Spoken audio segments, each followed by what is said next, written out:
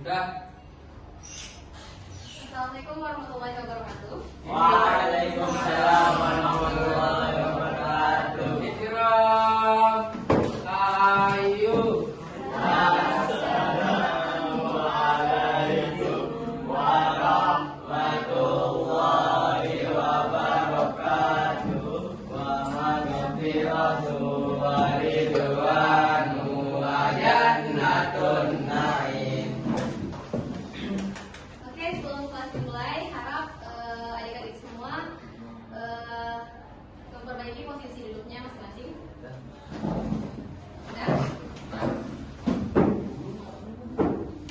Ketua kelas mohon dipimpin doanya. Ya duduk yang rapi. Sebelum pelajaran pada pagi menjelang siang hari ini, marilah kita berdoa. Berdoa mulai. Bismillahirrahmanirrahim. Rabbi shrah li sadri wa yassir li amri wahlul 'uqdatam min lisani yafqahu qawli. Rabbi zidni ilman warzuqni fahman. Amin ya rabbal alamin. Oke, udah. Sekarang kita absen dulu ya. Siapa aja yang nggak hadir? Banyak.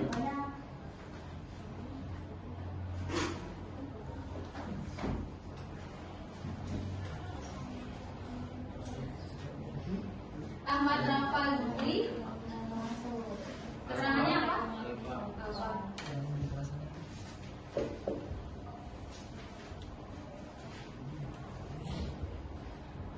Ahmad Zainuri Putra. Adito. Aura. Fatahna. Fawadawa.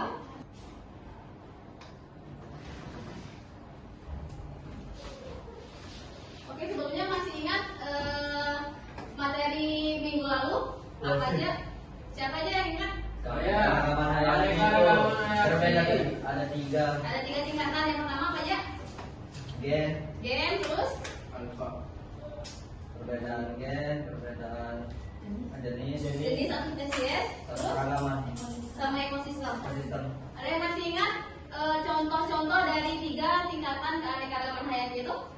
Misalnya dari gen, spesies, Gen. sama ekosistem. Gen, Ada yang bisa? Ayah.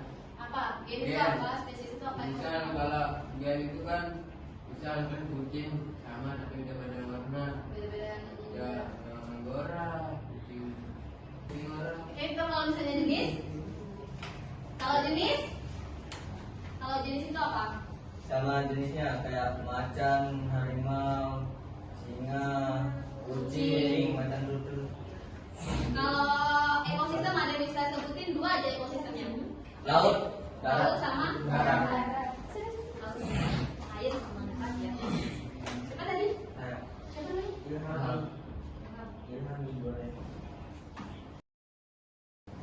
Oke, jadi di sini kita akan membahas atau melanjutkan materi tentang manfaat keanekaragaman hayati, upaya pelestarian keanekaragaman hayati, dan yang terakhir itu ada ancaman keanekaragaman hayati.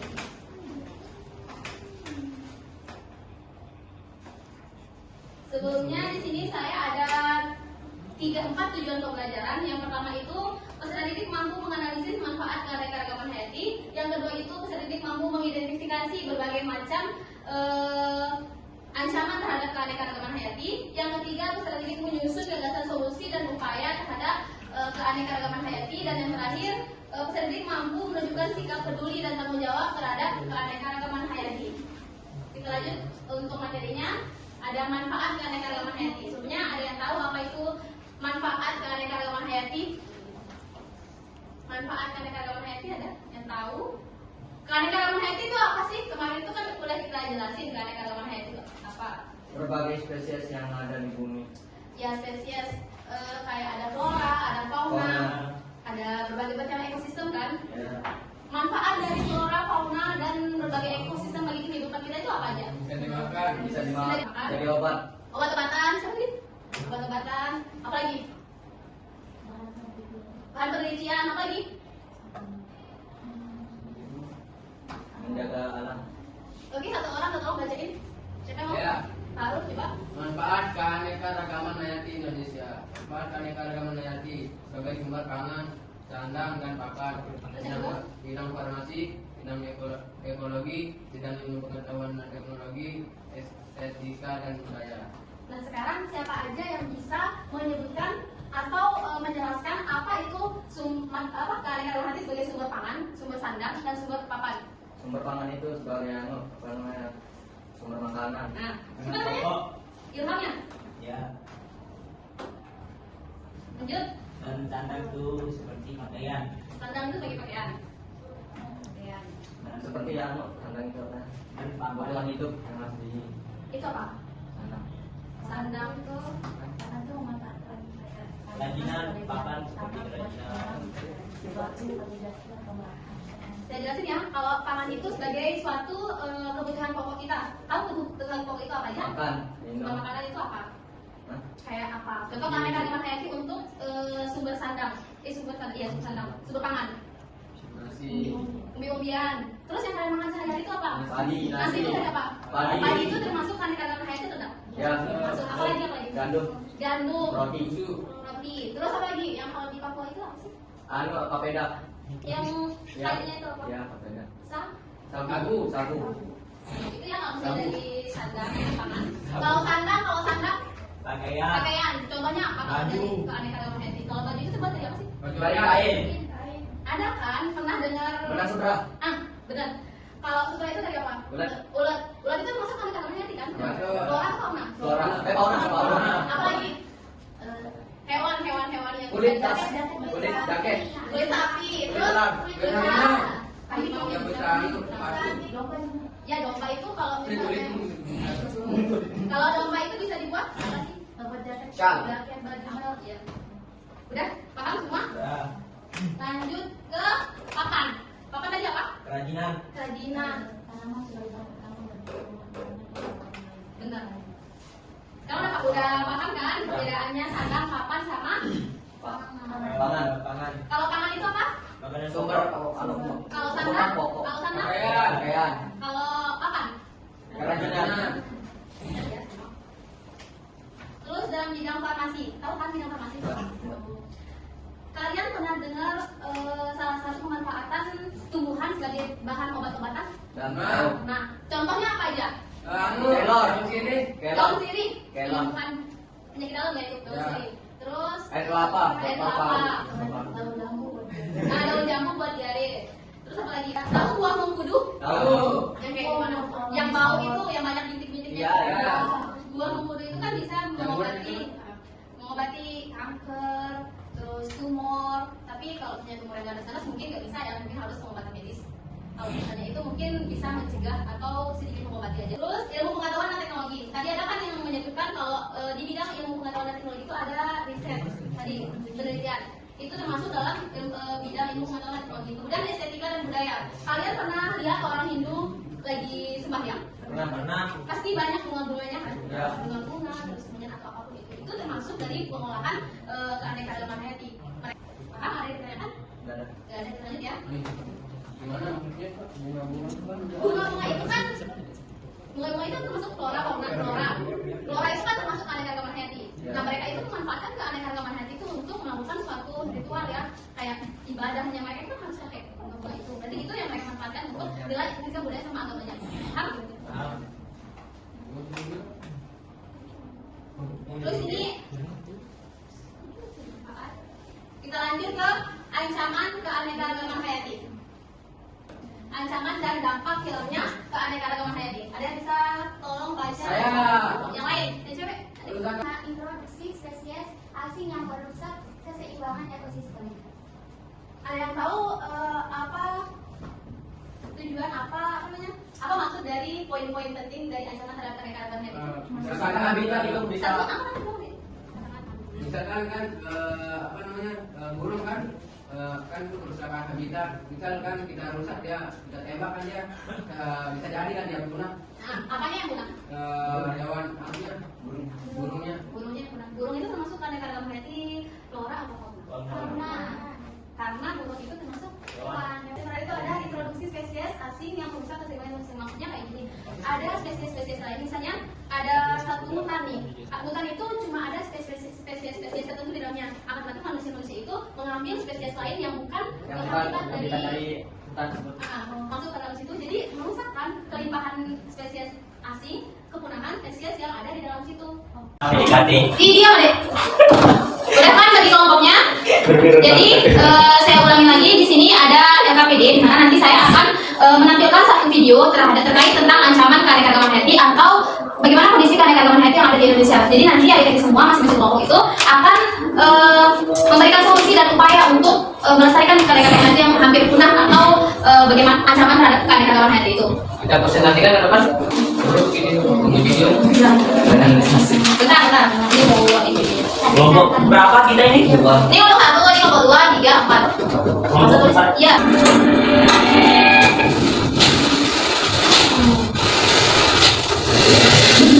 Tetapi kerusakan lingkungan yang telah dibuat begitu masif. Pada tahun 2014, World Wildlife Fund atau WWF memperkirakan 100 jenis satwa punah setiap tahunnya di lingkungan. Angka ini 10.000 kali lebih tinggi dibandingkan dengan kepunahan secara alam. Sebagai negara yang memiliki keanekaragaman fauna ketiga tertinggi di dunia, yaitu memiliki 17% dari seluruh jenis satwa di dunia, Indonesia sudah sewajibnya menjaga semua penghuni negara. Ini yang sudah kuat membuat kopikir harimau Jawa, harimau Bali, dan babi kutil yang ada di Mazuki. Nah ini kita perhatian karena dunia sering melihat kepunahan itu hanya karena jenis-jenis yang karismatik.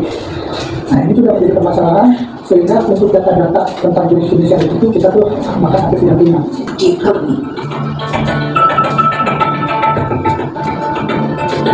Nonton videonya semua? Dah. Jadi kalian tahu nggak siapa atau apa yang menyebabkan kepunahan dari keanekaragaman hayati itu? Merupakan bangsa ilegal. Siapa sih yang mewakili semua manusia? Nah jadi sekarang seperti yang ada di LKPD kalian harus mencari solusi dan upaya apa sih yang harus kalian lakukan untuk melestarikan keanekaragaman hayati yang ada di Indonesia, terutamanya di kawasan kita ini. Nggak usah ada yang kesebar luasan di daerah kita. Nggak ada kok yang Kalau nggak ada ya udah tadi analisis video yang tadi udah kan tutup, terus kalian analisis apa aja yang terjadi, terus kalian kasih solusi dan upaya menurut kalian bagaimana untuk meningkatkan keanekaragaman hayati yang ada di Indonesia ini. Paham? Ya, jawab-jawabannya jangan lupa nama kelompok sama anggota kelompok kalian. Di mana kita jawab, Kak? Di mana kita jawab? Jawabannya. Ya.